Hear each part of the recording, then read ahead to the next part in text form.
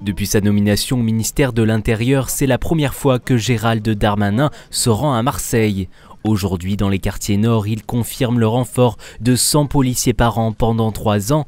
Pour lutter contre le fléau du trafic de stupéfiants, il met aussi l'accent sur la vidéosurveillance. Pour que les policiers soient plus efficaces, ils nous l'ont tous dit, qu'il s'agisse de lutter contre les rodéos urbains, qu'il s'agisse de lutter contre les stupéfiants, qu'il s'agisse de lutter contre les squats, qu'il s'agisse de lutter contre l'intranquillité publique, la salubrité publique, il nous faut des moyens, notamment d'image, comme dans toutes les villes de France. Et on voit bien que dans les réseaux de transport en commun, notamment ici, quasiment toutes les affaires d'agression sont résolues grâce à la caméra de vidéoprotection.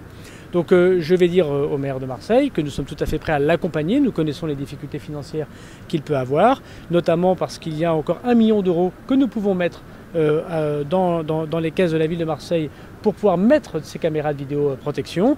J'ai vu qu'ils voulaient augmenter les effectifs de la police municipale, c'est une bonne chose.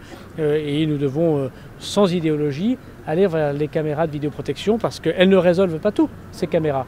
Mais elles aident les policiers à faire leurs enquêtes et surtout à trouver les responsables et à mieux faire condamner les responsables des crimes et des délits. Les caméras de vidéosurveillance, lui estime que c'est essentiel de continuer à développer le réseau. Il propose 1 million d'euros de l'État pour continuer à développer ce réseau de caméras de vidéosurveillance, notamment dans les cités et notamment pour essayer de lutter contre le trafic de stupes. Bien que sans doute ces caméras seront rapidement rafalées à la Kalachnikov.